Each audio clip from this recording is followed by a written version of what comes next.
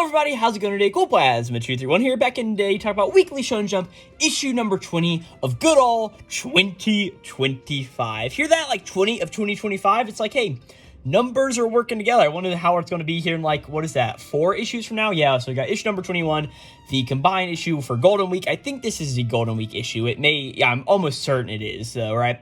Issue number 24, and then issue number 25 here in like 4 issues. So yeah, honestly, we got a very solid week of Jump this week. Though this week I only have 13 series to talk about. Of course, both Ruri Dragon and One Piece are off, which is honestly pretty nice, being that in the last video where I was very, very tired recording it like very, very late at night. That was actually yesterday at the recording of this video, being that I'm actually recording this video on the day that this issue of Weekly Shonen Jump came out. So, hey, I'm happy about that much, right? But either way, last night when I recorded the issue number 19 video, I was just so absolutely tired. I don't know how I made it through talking about all 15 of those series. I mean, as soon as I finished last week's video, I literally put my head down and just absolutely fell asleep. Like, I almost probably could have fallen asleep on my desk if I really felt like it, right? But we're not talking about issue number 19. We were talking about issue number 20, where, like I said, we have 13 series, being that both Witch Watch and Ruri Dragon are off. Or not Witch Watch, I'm sorry. Witch Watch is just on the mind because the anime has also come out. There are videos up on the channel on the Witch Watch anime. Go check out those. I've done way too much video editing, recording, and all of that various stuff today, right? But either way, One Piece and Ruri Dragon are off, but we have all the rest, and honestly, we have so many great and enjoyable chapters this week. There are a few that are like, hey, wasn't my favorite chapter, but I really thought that every chapter this week had something really good to it, right? So before we hop into this, of course, if you guys don't know how this series works, I'm going to be sitting down here and ranking and pretty much going through and rambling about all 13 of these chapters, and then I'll be going through and picking what was my favorite chapter of the week, all the way down to what was my worst chapter of the week, and all of the other 11 spots in between, and also picking like who's my favorite character in manga this week? Because sometimes it's a very obvious choice, and sometimes it's not really one. And I honestly, at this point, don't know who I want to pick yet, but I guess we'll just be seeing all of that in due time either way. But yeah, for all of that out of the way, I just want to go and start talking about manga. So, of course, we're going to be starting off first with good old Kagurabachi. There's already a video up on this Kagurabachi chapter number 75, so hey, if you want to hear my full extended thoughts in like a 23-minute video, it'll be up on the channel, so you guys can go check that out there, right? Well, in essence, this Kagurabachi chapter is all about, like, hey, Samura comes down, the 3 enchanted blades of the Tobimune, Inten, and Kumayori have all been drawn. It's this sick big thing where Samura goes through, and it looks like he has faked out and killed both Todo and Hirukiho. We eventually see that that's not really the case, because Hirukiho uses the Kumayori ability. It is called Banquet, to pretty much make a bunch of these illusions, and we really learned it, like, hey, that's what the Kumayori's ability is to make all of these various illusions. And, like, Samura and everybody's like, whoa, this is really freaky. I don't know if we can really mess around with this too much, right? Chihiro then says, like, hey, Samura, you need to protect Iori while I go down to face off against Hirukiho with the Kumayori. Samura comes in, protects his daughter pretty much in a moment, and Chihiro makes it down and starts fighting with Hirukiho. And then we cut over to Tokyo, where we see that both Yora and the Hatshaku are sort of just standing around, and all of a sudden, like, hey, the owl disappears in the sky, understanding that, like, yes, this was, like, literally the moment when Samura appeared, as we pretty much see that Yora is getting ready to go down and steal the Shinichi Enchanted Blade. While there's no longer a watchful eye in the sky, he's going to steal the Shinichi from the, oh no, what are they called? Why can I not remember? It's not Kumayori, it's Kabunagi, stealing the blade from the Kabunagi, and that's what this Kagurabachi chapter is all about. In essence, really good one for sure, but also, as with all Kagurabachi chapters, my thoughts are sort of dulled on this chapter, being that I read it at this point like 7 hours ago, when I just read all of the other chapters like within the past hour. But either way, still a really good chapter of Kagurabachi regardless, right? Each of which is another awesome chapter, and it's also awesome because we start off with a color page for each of which, really just seeing how all of these characters really look at the end of the day. They're all like this like little bit of a cute, almost chibi art style, but almost not chibi at the same time. It's just a nice thing that, of course, the artist Shiro Uzaki has drawn here. But we pretty much see all of the various witches. We see Bonnie Gold, we see Jiki Shiron, yes, we do see Jiki Shiron, Toge Ice, and Shira Bindona, Shira Bindona, and of course Team Descaros, Ichi and Kumagi, all of them, Princess Richa, Gokuraku, and the World Hater Magic, along with Bakugami, who really, this chapter is all about, because it's like, hey, while Ichi is going around pretty much stirring chaos into town of Bakugami, and all of the pretty much devotees are like running around like, hey, we need to get this person here pretty much, right? we pretty much see down inside of the Bakugami thing, which we learn is just like a outer shell of Bakugami, and on the inside is where the real magic pretty much does its whole thing. We see the magic of Bakugami. It's a little weird to call like both the town Bakugami and the magic Bakugami, but the magic Bakugami is pretty much just sitting in here thinking like, damn, like I was having a real good time talking, like having a conversation with the Lord World Hater in my head, like what's all the noise outside? And he pretty much like turns around and looks, and we see that Descross's magic Gunkola is just sort of like staring at Bakugami in this moment and sort of grabs Bakugami and then like puts his head outside, just says like, hey Descross, this is everything's going on pretty much, right? As Descross goes through and cuts the outside of the tapir, pretty much a tapir exterior of Bakugami using a spell called Lindel in the moment. It looks really cool. She just like slices it in half. And then she uses the Gunkola, who of course we know is like used for like extracting information on magics, and pretty much just says like, hey, it's interrogation time. Who are you? And like, what is all this various stuff, right? The Bakugami just says like, hey, why can I smell Lord World Hater Only? Like, have you been so close to him and all this various stuff? Obviously, he's just completely obsessed with the World Hater. But pretty much, she just says like, Descross says like, hey, this is probably a dumb question, but what magic are you? Speak. As we see that just goes like, oh, I am the joyous sorrows magic. I stand by Lord World Hater in their desire to erase humanity. I am a human hater magic. And he's like, hey, would you like a demonstration? As we see that using his weird powers, he's brought up, of course, the devotee that we've seen plenty of times before, the one that Descross knocked out last chapter. And we see that he goes through and almost creates this ball of memories. And he just like flicks it at the person, just says like, hey, dreamer awaken. To you, I return your sorrow. As we see that, of course, this person, who I think's name may come up later in chapter, it may be Knock Knock. I don't really know for sure, but either way, we just see they're having a flashback of both their wife and, of course, their child, and all of this is going on, but of course, they died at a certain point, and, like, the character's just like, hey, I almost finally forgotten all of you, what's going on? And they're pretty much like, hey, I give so much sorrow, I'm just going to kill myself, and takes, like, a G-pin and starts to, like, raise it to their throat. But, of course, Ichi on the ice shark comes in just in time, and Gokuraku leaps off the back to pretty much be like, hey, we're gonna stop you from doing that, right? And pretty much stops versus they're just like, no, let me die, please! As we see Descross comes down and almost purifies everything in this instant, right? Bakugami the magic just says like, oh, it was just getting good then. Well, that's my magic. I absorb human sadness and return it to them, concentrated many times over. I merely just gave a fragment back to that one, but as you saw, those who get back their sadness go bad. Swallowed by despair, they will rage and wail in agony, wishing for death. The fools honestly thought someone would come along and just make all their sadness go away for free. Humans, they're such shallow, mean, and stupid creatures. I've stored their sadness for a decade now, and soon I'll give it back to all of them on the day of the ceremony. All at once. Can you guess what'll happen? Pure pandemonium, despair, confusion, and being overwhelmed. They'll cry their eyes out as they try to kill themselves and anyone else they see. The bouquets will be blood splatters, the music will be screams and howls, the nightmare will become reality. It'll be a parade of human cannibalism and death. And every last second of it, I will dedicate to Lord World Hater, right? As pretty much Descross just goes like, hey, yeah, we're going to be acquiring you first, dude. Like, we're not going to do all this various stuff, right? As Gunkola just then says like, hey, what does your trial speak? As we see that the Bakugami magic just says, oh, my trial? It's really simple. Take these 10 years of sadness that I've absorbed and bear it. All of it. One single human. And I have the right to choose my challenger. Let's see. Richa Kagami. Perhaps I'll choose your sister. Goku Raku. And that is where we end this chapter on arguably this really cool moment of like, hey, we learned what this guy's power is, we learned the trial, and really, I think as everybody else in the animated manga community is just like, hey, I think Richa is going to take all this damage and just be like, hey, nothing happened. I don't know. As much as I love making that joke about Zoro, this was still a really awesome chapter. I just love seeing all of these characters move around in Ichi to Witch and just really seeing how it works. Ichi to Witch was a great chapter, right?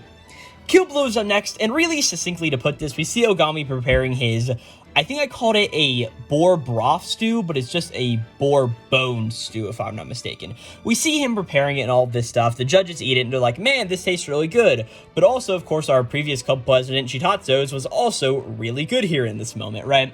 As eventually the whole idea is like, hey, Ogami, we're going to succeed the club to you at the end of the day. A little bit of a cool thing, and like Ogami comes in the next day, and everybody's still in there. Now he's like, hey, I do like this as much as I need this to go into my next goal of becoming a member of the student council. It is also very important for me to just have these small little moments with them while I still can. And then this chapter really pulls a Star of Beethoven and just goes completely out of left field, as we then cut to a sniper rifle on the top of a building a little bit far away. And he points a rifle at one of the school members and just says like, hey, target in sight. Don't hate me for this, kid. Hate the fact that your politician dad crossed the wrong guy. Sayonara, kid. As it looks like he's getting ready to pull the trigger. And then we see the ninja guy from the student council. We do not know his name yet, but I'm calling him Ninja Guy just because he sort of wears a scarf like a ninja we see pretty much. Like he's got the old slicked back hairstyle. And also, it looks like he has, like, a wooden katana in his hand, right? He pretty much comes over and, like, knocks the sniper rifle out of this dude's hand. And then the other, like, big female student councilor president also comes over and pretty much punches this guy into a wall after this guy calls her, after this hitman calls her a she-giant, pretty much. Really reminding me of Kohaku from Dr. Stone in that way, just not a middle schooler. A little bit of a weird thing, but hey, it is what it is at the day.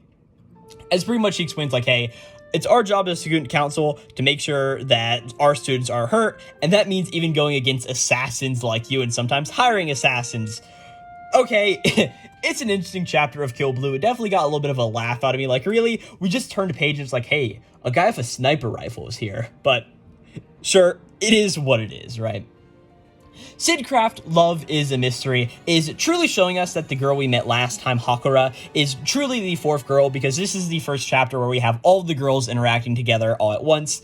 We see that Inspector Sofue, of course, Elio Evelyn, and Lulu Chantanor are all here at Sid's office, all really chatting with each other. Sid's like, hey, three of you are just, like, really close with each other, aren't you, right?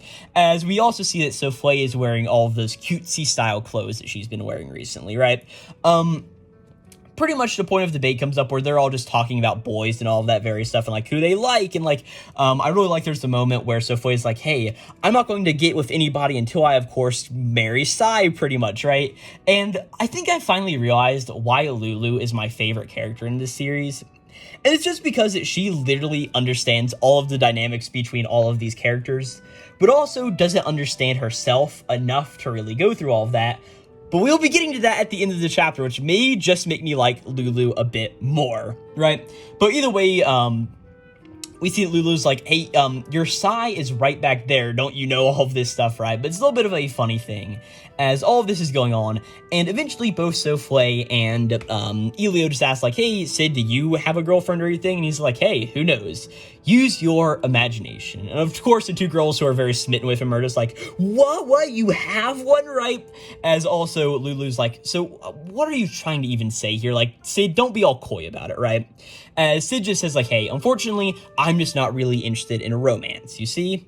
As of course, we have to introduce the next girl now. Of course, it's Hakua coming in from the window behind, and she has these two mittens that she has in her hands, and she places them on Sid's head, and just is like, oh, that's just a lie. My little liar Flashar is reacting, and it's like, hey, yes, Sid is lying in this moment, because yes, he does very much enjoy romance, right? All of the girls are like, hey, who are you? As we like get a reintroduction. This is Hakuta Metallica, an inventor of the time. And while reading this chapter, I had a little bit of a thought, and I'm like, hey, wait a second. Isn't this series supposed to be set like a long time ago in like Europe or Japan or something like that? Like, why is there an inventor lady here all of a sudden? But it's like, hey, whatever. It's a Harem manga. Am I supposed to be getting anything like very truthfully good out of this series, right? Pretty much all the girls interact with Hakua, pretty much like, oh, hey, you're here. Hakua pretty much there's a little few jokes around her, but the whole rest of the joke of the chapter is her using the lie detector on all of the other various characters, right? The whole thing is like, hey, used it on Elio's, like, hey, is there somebody you like? Elio's like, no, I don't like anybody at all. The lie detector goes off, right? And it's like, oh no, you're lying. And then Haku's like, is it somebody in this room? It goes off again. Elio runs out of the room. Haku's like, hey, why are you running, Elio? And I really love Sid just being like, Hakua, isn't this like your fault? It's a little bit of a funny thing. It happens to Sofue next, as Sofue gets asked a question about something. She runs out. I forget what the entire question was, as it's just Lulu, Hakua, and Sid all left here in the room. A few other things are really just going around between the two of them. Hakua is running towards Sid, Lulu gets in the way, and Hakua falls asleep laying in pretty much Lulu's chest, pretty much. A little bit of a joke there, but then we end up seeing that Lulu puts on the mittens and puts a hand on Sid's head, as she pretty much just asks, like, hey, Sid, so what was your answer from earlier? Like, do you have a girlfriend or not?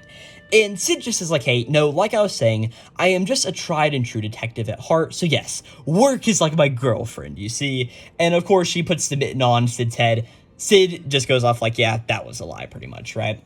And Sid's like, hey, come on, what's with all of you? Hey, I really want a girlfriend too, and as for doing detective work, I'd actually rather not do it, as eventually it looks like, oh no, the machine is starting to explode, it's been used a bit too much, right? As this massive explosion goes off, and Lulu and Sid are sort of put in this awkward position through all of this various stuff, right? Sid's like, hey, you're not hurt, are you, Lulu, right? But Lulu just says, like, hey, I'm not, but then asks, like, hey, if you really don't want to be a detective, then why are you working so hard at it? And she's like, hey, could it actually be that you have something aside from detective work that you do, or some sort of dream or aspiration that you want to follow? As Sid just is like, I mean, I do it because there are people who are glad that I'm a detective, because I at least want to make the people near and dear to me smile. As Lulu just thinks to all of the kids at the orphanage from a few chapters ago, as Sid just says, like, hey, but let's see. I'm not really sure if it's a dream, but if one day I find somebody I love with all of my heart, I would give up being a detective entirely and live quietly with them. That is my dream. And Lulu is, like, very affected by all this. Sid just says, like, hey, don't tell Elio and Inspector Flambury this. Let's just keep it our little secret, okay, right? No, he just says, let's keep it a secret. And Lulu just thinks, like, hey, he has exactly the same loneliness and dream that I do. So what if he does?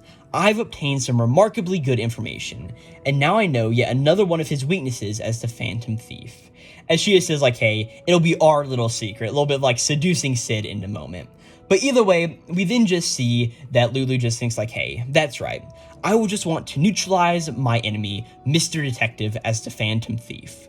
Any feelings aside from that, any special feelings are remarkably absent in me. Of course, it seems like she may be realizing a little bit of what she feels for Sid at the end of the day. As much of a joke chapter as this was, Lulu is my favorite character in this series, so sort of see her coming to all these terms. I really did like how this chapter panned out, and it's definitely not going to be winning chapter of the week or anything, but I did think it was a very good chapter at the end of the day. I really like Sidcraft this week, right? Embers is up next, and whenever I say I really like manga dynamic cover pages, I love the one that we get for Embers this week, where we see Hitani just sitting here, and we see that he's pretty much got, like, I'm going to imitate it, so if the audio quality sounds a little bit worse here in a moment, this is my problem whenever I record videos. I do the exact same poses that a lot of these characters are doing in the moment, so it's like, I really want to emulate, what's his name, Hitani, putting his hands and fingers over his mouth and putting his thumbs up next to his eyes. I just think it looks really cool, right? But this is chapter number 11, titled The Best, right? Of course, Hitani is going against the big brick wall of a guy, Kaneda, going back and forth, and it doesn't look like Hitani is going to be very good at winning against him, right? Bugai comes over and just says, like, hey, you're fine, you're still doing a good thing. Like, the way that you're holding out on your own is honestly impressive enough. But Hitani's just like, no, my job isn't to hold my own. It's to beat him and take that ball. If I can't win all of these duels, when's our offense going to get off the ground, pretty much, right? As we get this whole image of all of the other team's offense really just being like this blockade of shield knights, pretty much, right? And Haitani just continues saying like, hey, but if I can beat that dude, then I can get the ball to you guys, and then you guys can turn this game around.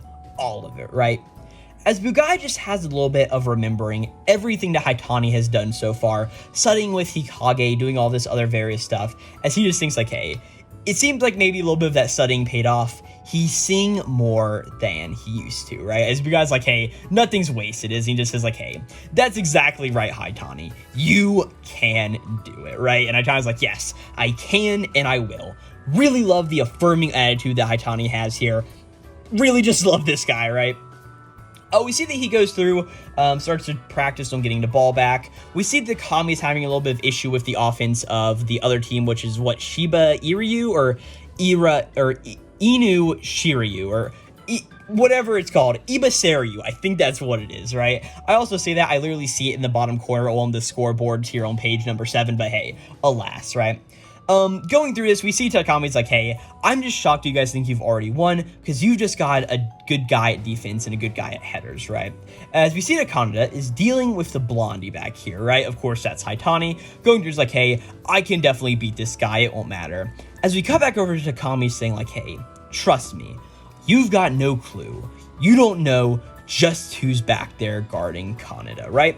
Of course, it's Haitani. Haitani comes over, grabs the ball from Kaneda, and really looking at this really cool image, really just having his face, like, put away and, like, almost blackened and darkened out, because, like, he's just acting so incredibly cool. He hits the ball with his head down, and everybody's just like, huh, what is that, right?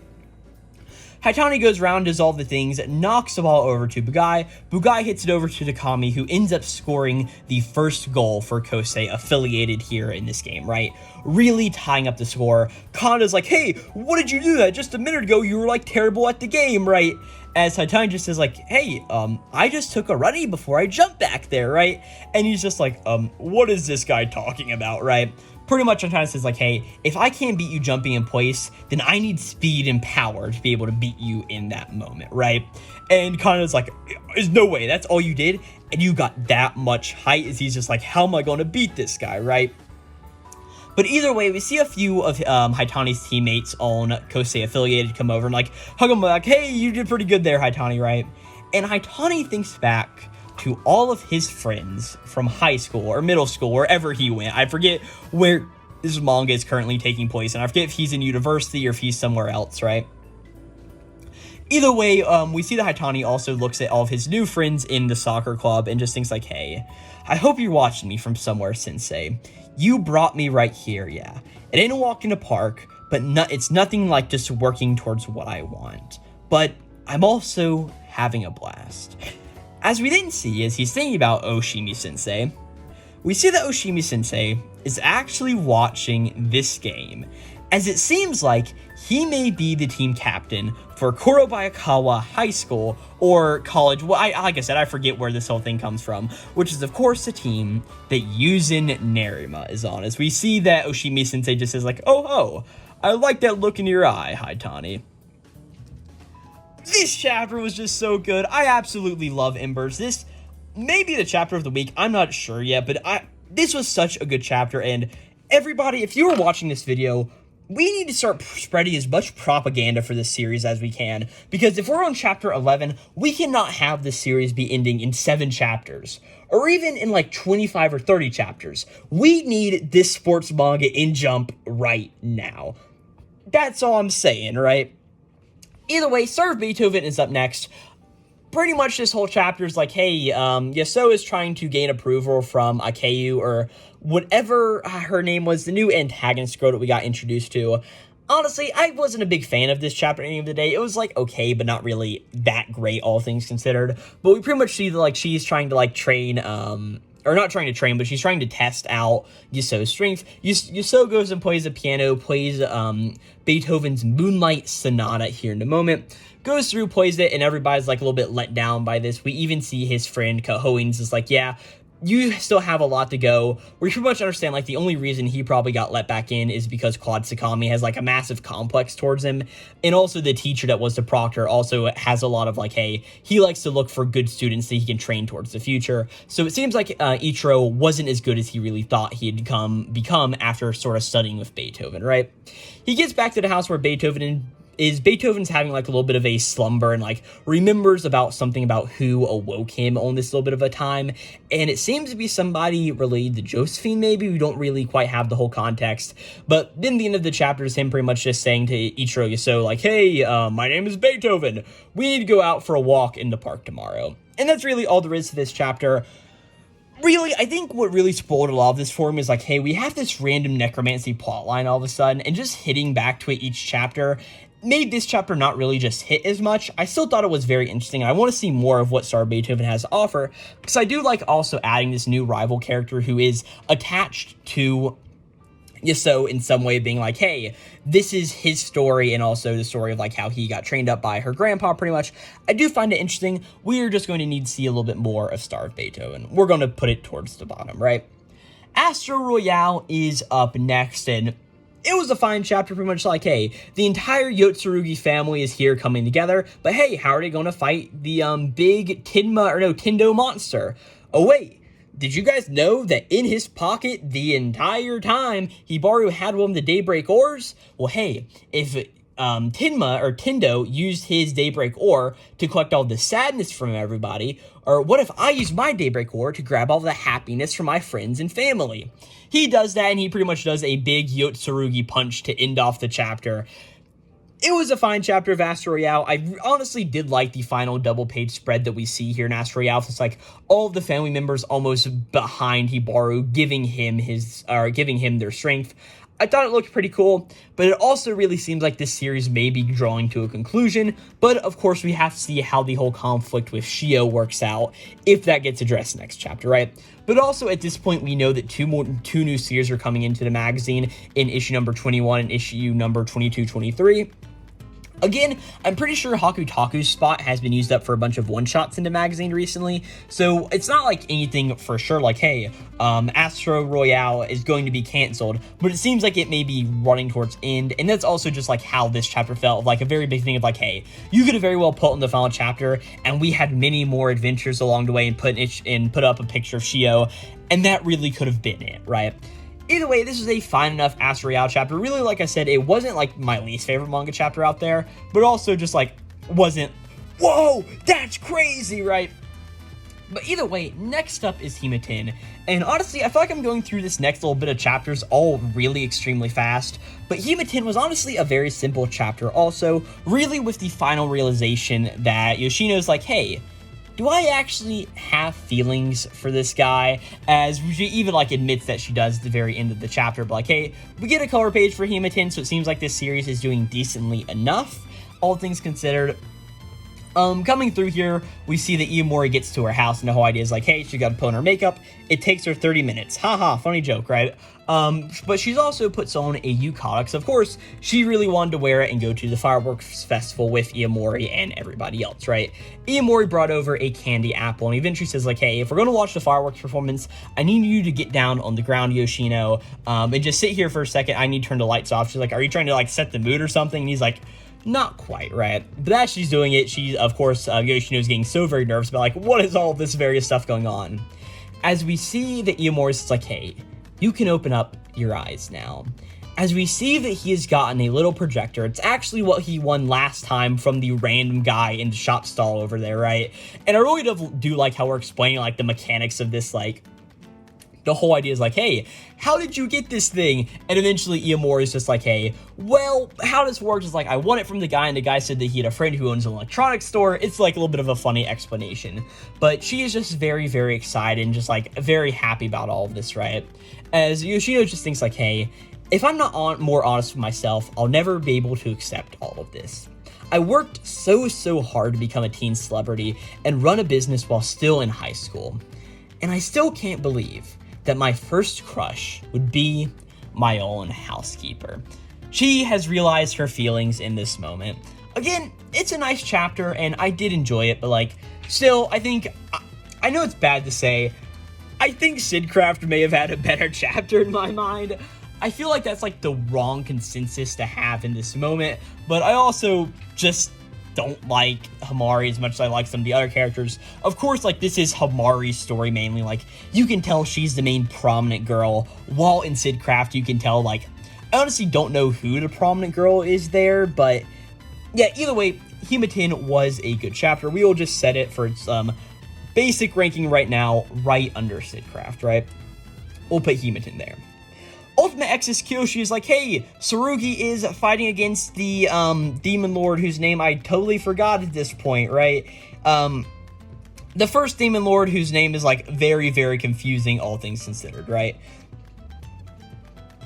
We pretty much see that Tsurugi goes around and just says like, hey guys, good job on holding up the fort around here. I really like how he says like, hey, good job for enduring the first Demon Lord without anybody dying. I think the first Demon Lord's name is Tonjiri or something like that, right? But remember, Karuta got like stabbed through the chest last time. Apparently Mako used some powers to heal him a little bit, so it looks like that he isn't totally dead. But Tsurugi just says like, hey, all of you guys did a really good job. You did a good job, Mako. My other two proteges over here, Nihon and Jack Joe, you guys also did a good job. But hey, Karuta and Winchester, as soon as you guys get finished recording, I need you back on the front lines. Okay, love you guys. I'm gonna go fight this big bad Demon Lord guy now, right? He takes him over to this shrine, pretty much saying like, hey, we're going to set you over here so we won't cause collateral damage. I don't want all my juniors seeing me getting angry. It makes a lot of sense, right? And then, of course, we see that Sosuke and Kiyoshi are fighting against the third Demon Lord, Kurtose Sada, pretty much, right?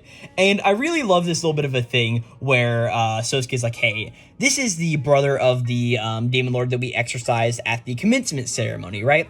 Well, he must be here for revenge. Revenge, right? I wonder if he's really here for that, right? As Kurtose Sada just is like, hey, revenge? You think I'd come for something so petty? It's, for a totally different reason I'm here, you know, right? As everybody's like, yeah, you're really convincing here in this moment. As I really love how Sada just is like, yeah, of course my foolish other brother was exercised. It was bound to happen. I mean, he did give me spending money and was nice to me and all that stuff, but, anyhow, don't get full of yourself just because you managed to beat someone as pathetic as him. It's almost a little bit sad, right? As the rest of those two are just like, what is this Demon Lord going on against, right? Kiyoshi goes up, getting ready to use a Hecaton move to pretty much punch Sada in the face. Sada has ice powers and freezes him pretty much here in this moment, but he uses his shield just in time, right? And Skosuke pretty much thinks about how all the battle is going on so far. Like, Sasaki is fighting the second Demon Lord, Mokurojima, right now. Sasaki is fighting Tonjiri, the first one, pretty much. And that means the two of us are up against Sada here in the moment, right?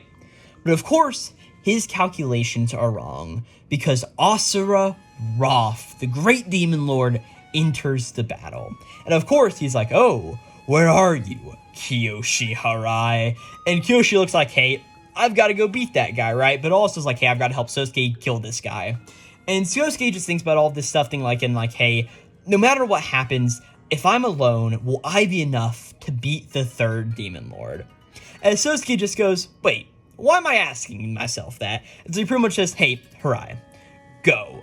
Leave this guy to me. As we see that Kiyoshi just gets ready to head off to fight Asura Roth. As Sosuke just says, like, what? Are you doubting me here in the moment? He says, go, Harai. Trust me. As we see that Harai's just like, all right, sounds good. I'll head on my way. As Sosuke just says, like, hey, Sada just says, like, what are you thinking? I know you can sense the difference in our strength. As Sosuke just goes, hey, the difference in our strength? Ha! Let's leave that kind of talk once we get this battle over with, right? As he just says, like, hey, no matter what happens here, I have no choice. I'll have to go past my limits. He even says, like, hey, go beyond my limits. And my initial reactions go like, yeah, plus ultra. But like, wait a second. This isn't the right series. Really good chapter of Ultimate Exodus Kyoshi. I really like where we're sort of building up the general story. We'll set it right around here. Akane Banashi was another really awesome chapter because, of course, we are focusing totally on Hikaru for this chapter, right? And really understanding that after Akane left for those 3 years, she really lost a lot of her love for Rakugo because, like, hey, as much as she enjoys Rakugo, she enjoys having the opponent of Akane Kurakawa to face, or Akane Arakawa to face against, right? So we see that her Rakugo really just suffered, and eventually she gets a text message from Master Ikin saying, like, hey, your rival's back, get ready to be fired up again, right? We see that she runs into Yuzin Arakawa, who was part of that, like, 4-man tournament that also, Kaisei and Koguma were a part of, that really, that Akane wanted to be a part of, but it really, the Arakawa New Breeze is what that tournament was called, as we've seen a little, like, tiny flashback panel. And of course, Hikaru really didn't do much there. It's really just about Hikaru just thinking, like, hey, here at the end of the day, I just can't wait to use all of my skills against her, right? Hey, nothing I earn in competition with others compares to a victory over a sworn rival. That's right. I only want you. The only one who can fulfill me is you, Akane Arakawa, right? And of course, at the end of the chapter, we see that Hikaru is on the phone with somebody, right? And she's like, yeah, Akane's going to be entering the Zoom In prize too, so I'm entering too, of course. Ain't nice for me telling my little junior about all of this, right? It just says like, hey, I assume you're entering too. Ain't that right, Karashi? As we like, oh my gosh, Karashi's going to be entering. As we just see that he's sort of like laying on a couch being lazy. It looks like he's playing a Nintendo Switch, which I find a little funny, as he just says like, hey, I ain't even concerned about that Jugemu girl anymore. And that's where we end this chapter of Akane Banashi. It was just a really cool moment. I loved seeing all of Hikaru's stuff, and also like, hey, Karashi's also going to be part of this. The initial rival trio that we were introduced to, we're all going to be coming together. I absolutely love this chapter of Akane Banashi, right?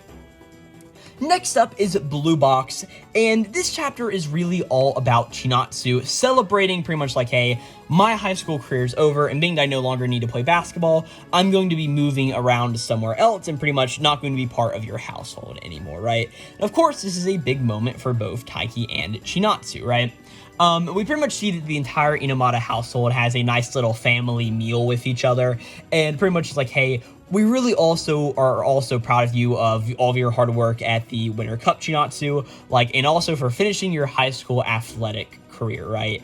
As we see that Taiki's mom just says like, hey, I even watched the game with your mom, Chinatsu. It was honestly just so nice to see, right? Really just a lot of nice, awesome stuff. There's a little bit of banter that goes on between both Chinatsu and Taiki, really just showing how cute they are together. And eventually we see that Chinatsu comes out bearing some gifts for everybody in the Inomata household, hands them out to everybody, and everybody's like, oh, hey, thank you for all of this various stuff. We see like Taiki's grandfather gets like a nice little hot and coat. Taiki's father gets a new glasses case, and Taiki's mother gets a hand massager, right?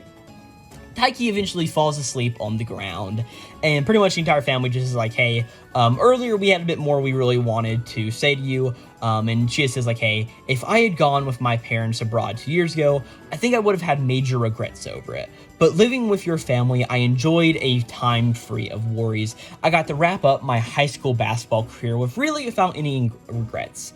I am so indebted to all of you for all you've done for me these past 2 years, right?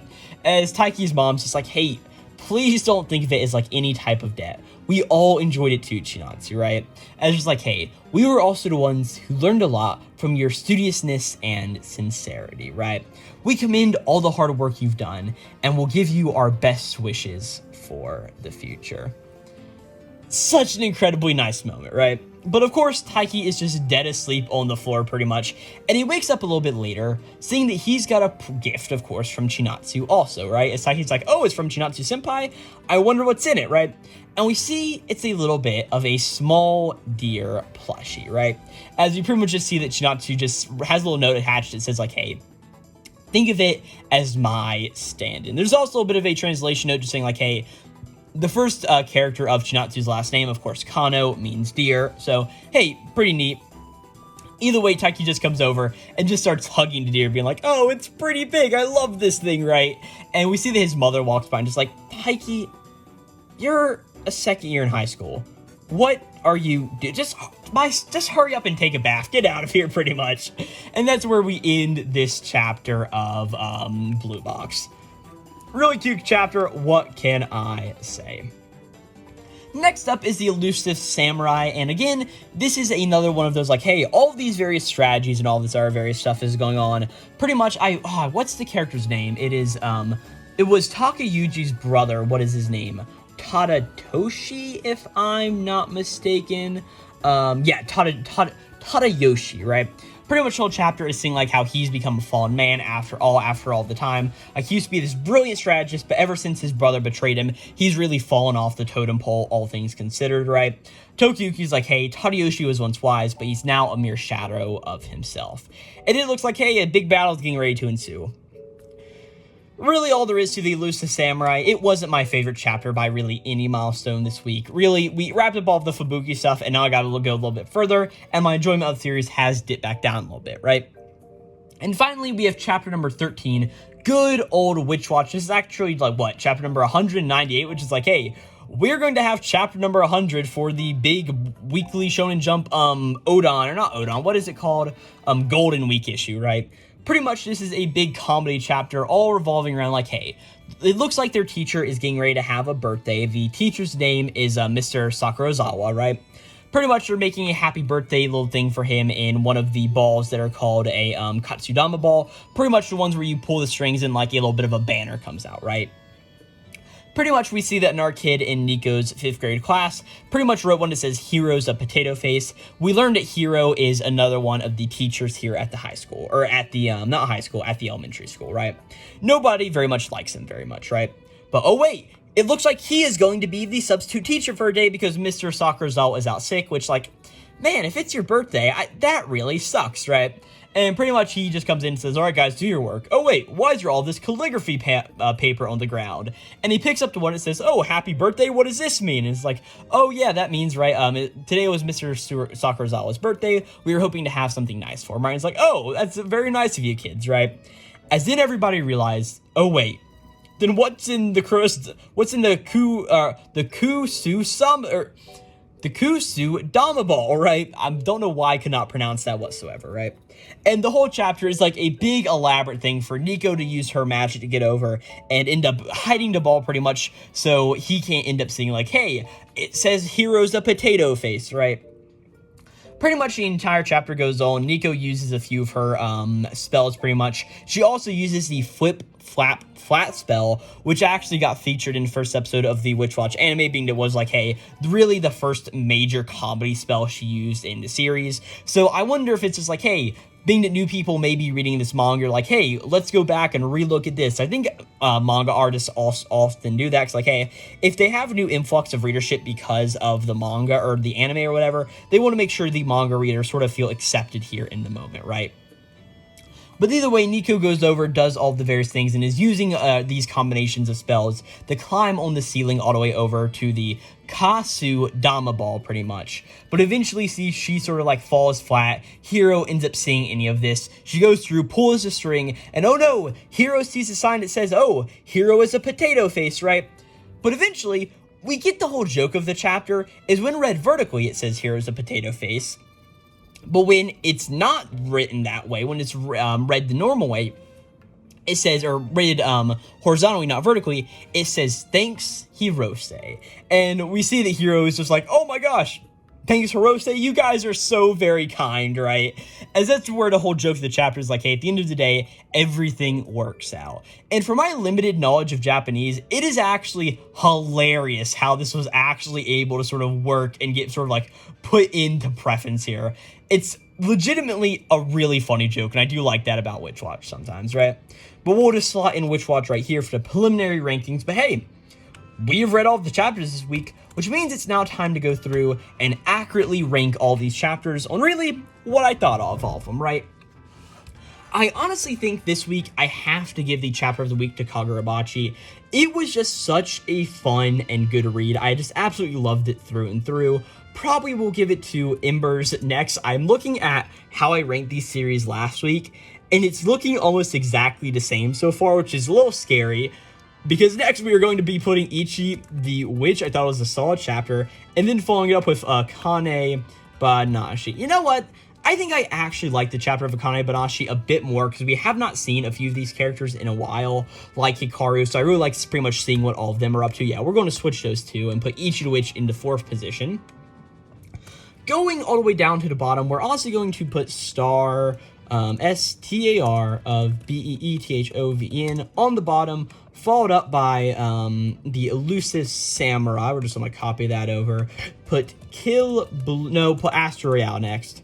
A-S-T, Astro Royale, and Kill Blue right above it, leaving us with 5 more series to rank. Blue Box was just a very nice chapter. No, Blue Box we're going to put here. Blue Box. Above Blue Box, we're going to put Sidcraft. I'm sorry, I thought it was a funny chapter. God, damn, this is honestly a little tough. We're going to put Hematin on the bottom. Hematin right there. Then what do we have left? Ultimate Excess Kyoshi and Witch Watch. We'll put Witch Watch there. And in the dead middle, we'll put Ulti, X-Row, Kiyoshi. All right. I like that ranking pretty much. Of course, we got Kagurabachi, Embers, Akane Banashi, Ichi the Witch, Sidcraft, Blue Box, Ultimate Excess Kyoshi, Witch Watch, Hematin, Kill Blue, Asura Roth, Elusive Samurai, and Star of Beethoven, rounding out the bottom spot. But of course, who is my character of the week? It has to be none other than Haitani from Embers. I just really liked him the entire chapter, pretty much him blooming into this state of like, hey, he gets the ball and he knows he's only good at one thing, but it seems like he may be getting better at that one thing. I really like how this chapter is like sort of built up and like, hey, Oshimi is also here. Just, you really can't go wrong with Embers, right? But yeah, with all of that out of the way, thank you guys so very much for watching this video on Weekly Shonen Jump, issue number 20 of 2025. Again, had a lot of, like, good 13 series this week. A few that were, like, but most of them were very high content, and I very much enjoyed all of them, right? But like I said, if all of that out of the way, thank you guys so very much for watching. And if you want to hear my other thoughts on some of the other issues of Weekly Shonen Jump, like all of the issues so far in the year of 2025, I'll have the podcast playlist not only linked down in the description box of this video, but also as an end card on the YouTube video. And hey, if you guys want to listen to this show on podcasting platforms, I also put it up on Apple Podcasts, Spotify, and really anywhere you get your podcast. If you're looking for it on a podcasting platform and you don't see it, please reach out to me and I'll try my best to get it up on those podcasting platforms, right? But yeah, with all that out of the way, thank you guys so very much for watching this video on Weekly Shonen Jump, issue number 20 of 2025. And yeah, I'll catch you guys next time. This will be Glowplasma 231, signing out.